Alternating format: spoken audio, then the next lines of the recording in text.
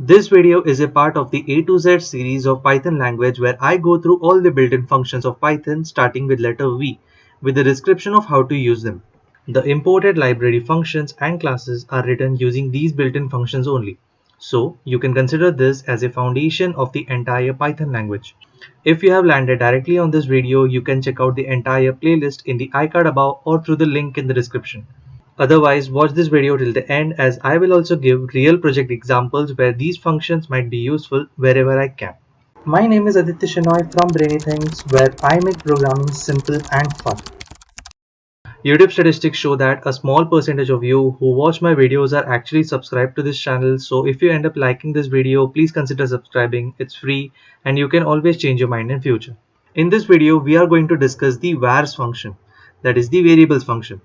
If we pass an object to this function, for example, we pass the string class object, it returns the double underscore dict attribute of the object.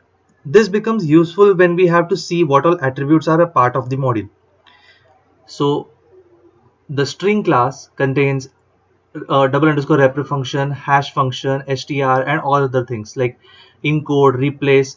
So these are the functions that are present inside the string function. So this is just the summary of all the attributes and functions that are present inside this object that we pass inside the vars function. You can also use directory function or dir function for this. If we call the vars function without any parameters, it will work exactly like the locals function. So it will return all the attributes that are present in the local scope. So this contains a lot of extra variables that are added due to the Jupyter notebook, but we can verify this by calling double equal to locals and it will return true. So this is exactly the same as the locals function without any parameters. Note that the locals dictionary is read only. Any writes to the locals dictionary is ignored.